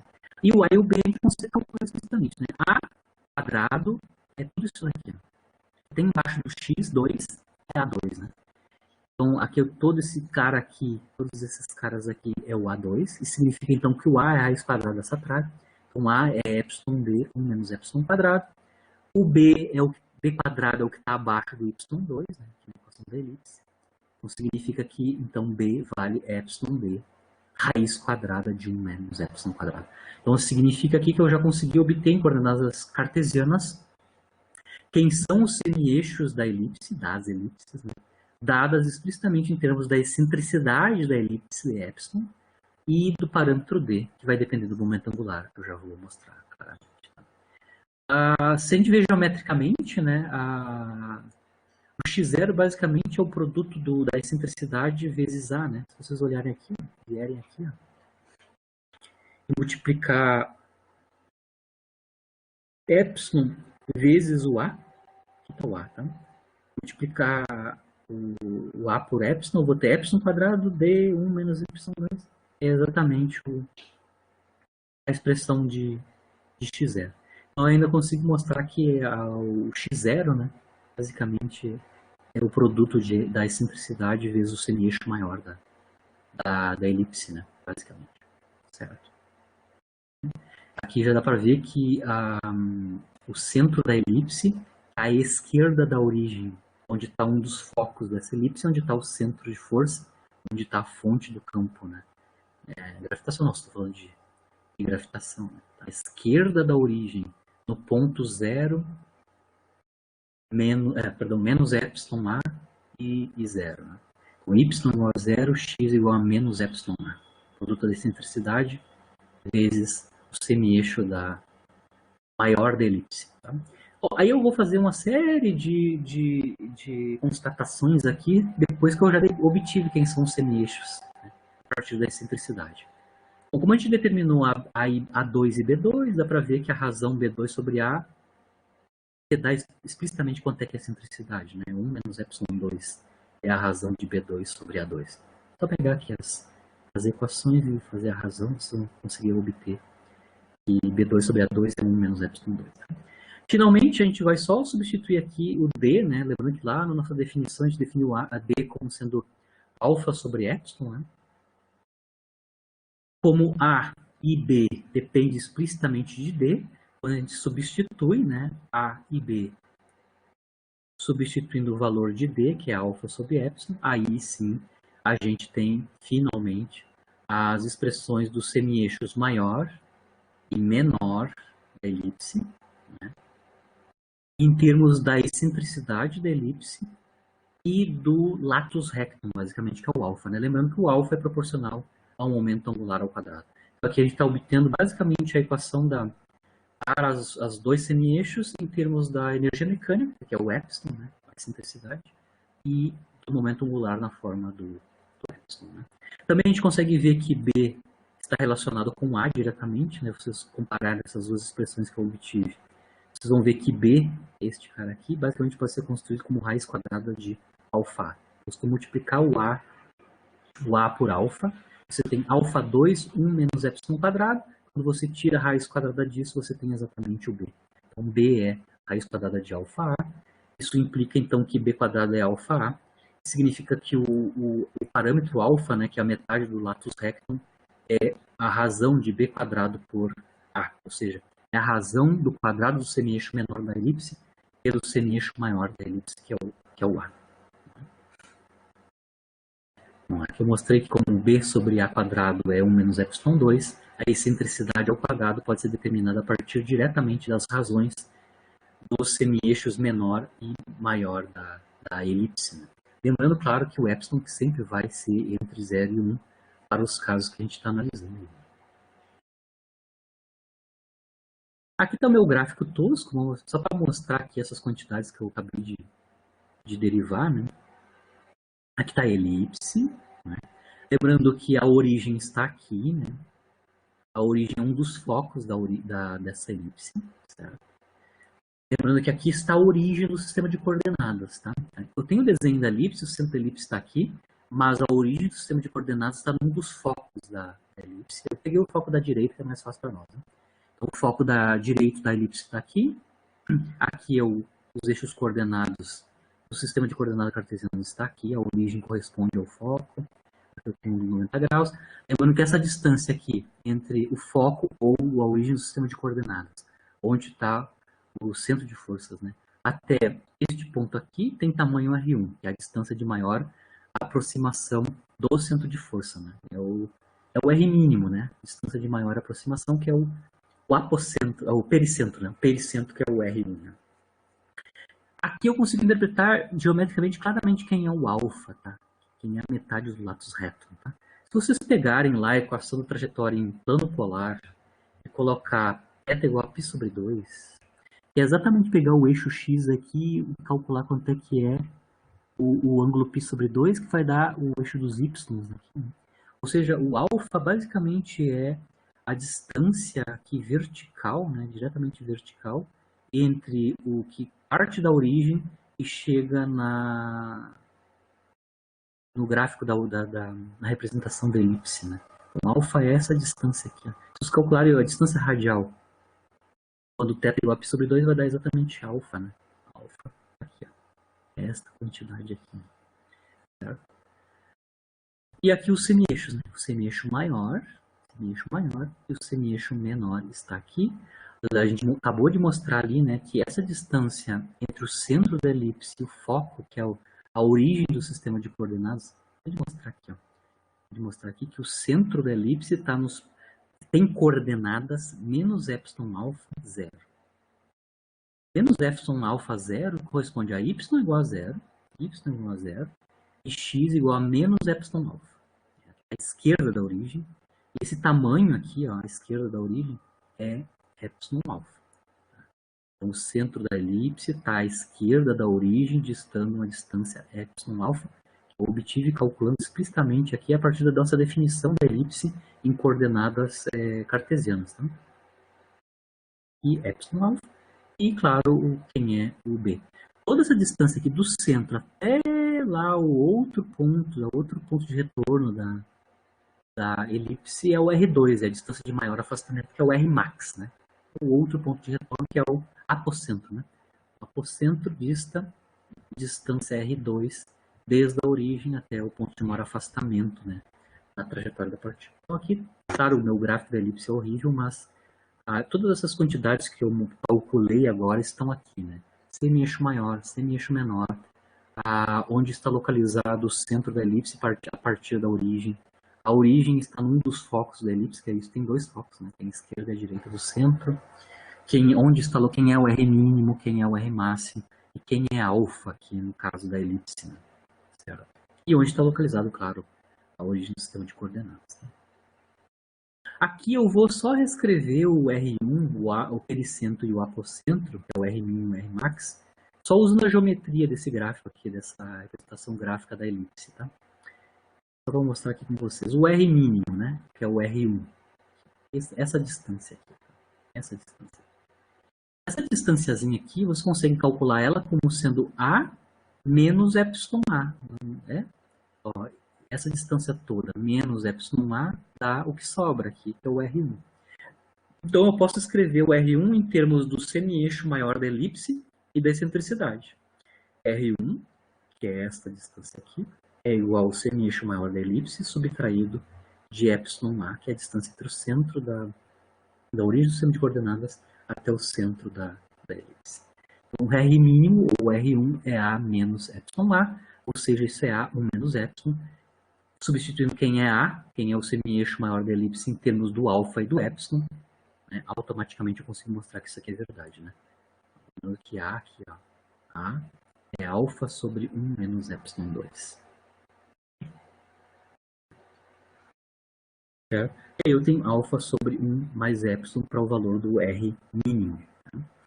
É só colocar aqui. Lembrando que 1 menos epsilon quadrado é 1 mais epsilon, 1 menos epsilon. Quando eu faço o produto, multiplico 1 mais epsilon, 1 menos epsilon no denominador. Como no numerador tem 1 menos epsilon, que sobra embaixo é 1 mais epsilon. Né? E o R máximo é toda essa distância aqui. Ó.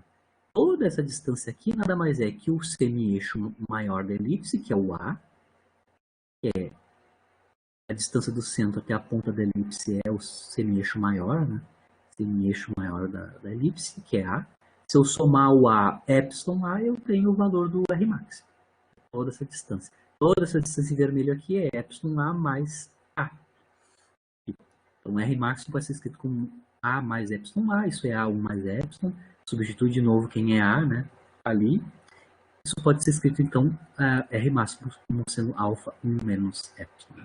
Então, aqui eu consegui escrever o pericentro e o apocentro, R mínimo e R máximo, distância de maior aproximação, distância de maior afastamento do centro de força, em termos do latus rectum e da excentricidade da elipse.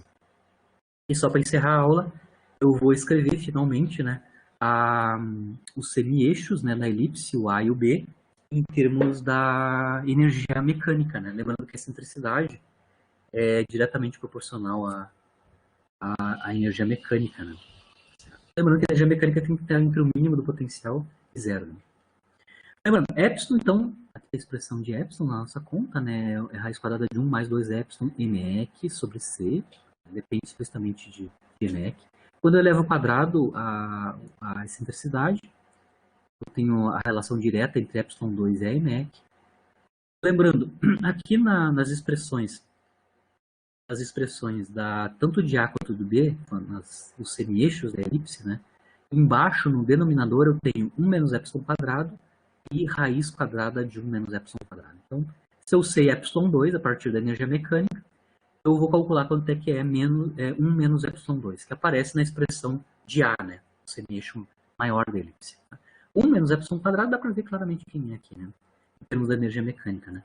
1 menos epsilon quadrado é menos 2 alfa energia mecânica sobre C. Então, passa o epsilon quadrado para cá, né? E passa o termo da energia mecânica para cá, a gente consegue mostrar que vale menos 2 alfa energia mecânica sobre C, certo? A mesma coisa para a raiz quadrada, né? Tira a raiz quadrada desse cara. Lembrando aqui que quando eu tenho elipses, eu tenho 2 pontos de retorno, isso significa que a mec está entre entre o mínimo do potencial e zero. Só que tem um detalhe, entre o mínimo do potencial e zero, o valor da mec é sempre valores negativos, né? Sempre valores negativos. Então aqui onde eu tenho menos mec, como a mec é negativa para os casos onde a trajetória é elíptica, porque a mec está entre o mínimo do potencial, que é negativo, até zero, né? Tudo que está abaixo de zero é negativo. Menos E pode ser escrito como sendo um módulo de E, né? Como E é negativo, se eu multiplico por menos, isso vai me dar um módulo da energia mecânica, né? Então, basicamente é só isso, tá? Eu vou substituir quem é 1 menos epsilon quadrado em termos da módulo da energia mecânica. Aqui, alfa, A, que é o semi-eixo maior da elipse, é alfa 1 menos epsilon 2. Escrevo aqui explicitamente o 1 menos epsilon 2 em termos da EMEC, na verdade, módulo da EMEC, está aqui explícito. Tem um cancelamento dos alfas que aparece aí, né? Explicitamente. E aí eu tenho, finalmente, a expressão do semi-eixo maior da elipse, basicamente dado em termos do módulo da energia mecânica. Só depende do módulo da energia mecânica e da constante C. Né? O B, o semi-eixo menor da elipse, ele pode ser calculado a partir do semi-eixo maior da elipse, que é A, né? Eu acabei de mostrar ali em cima que B é raiz quadrada de alfa A. Então, como eu já sei quanto é que é A em termos de energia mecânica, eu não preciso calcular de novo, né? É só multiplicar por alfa e tirar a raiz quadrada, né? Deste termo de A que eu acabei de calcular. Né? Então, B, que é o semi-eixo menor da elipse, também pode ser escrito explicitamente em termos da energia mecânica, módulo da energia mecânica, e do parâmetro alfa, né, que depende do quadrado do momento angular. Então, aqui a gente consegue escrever os semi-eixos tanto em termos da excentricidade e de alfa, quanto do valor explícito do módulo da energia mecânica. Toda a geometria, né, da elipse, onde o centro de força, a origem do centro de coordenadas está numa dos focos dessa origem, dessa elipse, né, são obtidas através da equação explícita aqui em coordenadas cartesianas. Né? A partir das coordenadas, da equação da trajetória em coordenadas planopolares, eu obtive a correspondente em cartesianas. Das cartesianas dá para ver claramente qual é toda a geometria da elipse, né? No plano cartesiano. Né? Toda a geometria está dada, inclusive onde está localizado o centro da elipse, relativo à origem do sistema de coordenadas. Certo? Encerro por aqui a aula de hoje. Basicamente, a aula de hoje foi só para determinar as equações da trajetória, toda a análise completa, né, da dinâmica da trajetória de uma partícula para um campo de força que é lei do inverso quadrado da distância. Pode ser gravitação, pode ser interação coulombiana, qualquer uma das que recaiam, né, nesse tipo de campo de força. Né. Que mostrou que a gente tem só 4 tipos de trajetórias, que são as cônicas, seções cônicas, né? Só existem 2 trajetórias fechadas e 2 trajetórias abertas, né? As trajetórias fechadas são as elipses e os círculos, que é o caso particular da elipse, né? E as 2 trajetórias abertas, onde só tem um ponto de retorno, né? São a parábola e a hipérbole, né? O que eu vou fazer na aula que vem é especificar esse caso geral que eu calculei para a lei do inverso quadrado da distância para o caso da gravitação explicitamente, né? Então, na aula que vem, a gente vai aplicar tudo que a gente viu aqui para as trajetórias das partículas nesse tipo de campo de força central para a gravitação explicitamente. Então, a gente vai derivar as leis de Kepler, né, da gravitação. São leis... Basicamente, as leis de Kepler são empíricas, né? A gente pode derivar, teoricamente, as leis de Kepler a partir de saber quanto é que é a equação da trajetória em coordenadas planopolares, solúvel aqui via a equação de Binet, né? E a gente vai fazer aplicações, né, das leis de Kepler para sistemas planetários, sistema Terra-Sol, sistema planeta, satélites, e assim por diante, né? E também a gente vai depois, posteriormente, analisar as trajetórias abertas em detalhes, né? Por exemplo, a gente pode modelar asteroides por trajetórias hiperbólicas, a gente pode modelar, por exemplo asteroides não, cometas por trajetórias elípticas com uma certa excentricidade, né, que é quase né, um limite entre a trajetória fechada e a trajetória aberta. A gente vai analisar, especificar nas próximas aulas tudo que a gente viu hoje especificamente para a gravitação, desde Kepler e análise de movimento de planetas, asteroides e cometas, né? Usando o que a gente obteve hoje, com o maquinário que a gente obteve na aula de hoje, tá? Certo? Então continuamos na quinta. Na quinta-feira a gente vai analisar explicitamente a lei de Kepler, mais alguma coisa de trajetória fechada, e depois fazemos as trajetórias abertas, tanto parábola e elipse, e aplicações na aula de terça, tá? E na aula de quinta que vem a gente vai fazer a análise da estabilidade das órbitas circulares, tá? Em que condições os sistemas orbitais vão ser estáveis, que isso é importante, né? E aí a gente encerra a área de forças centrais. Certo? Fico à disposição para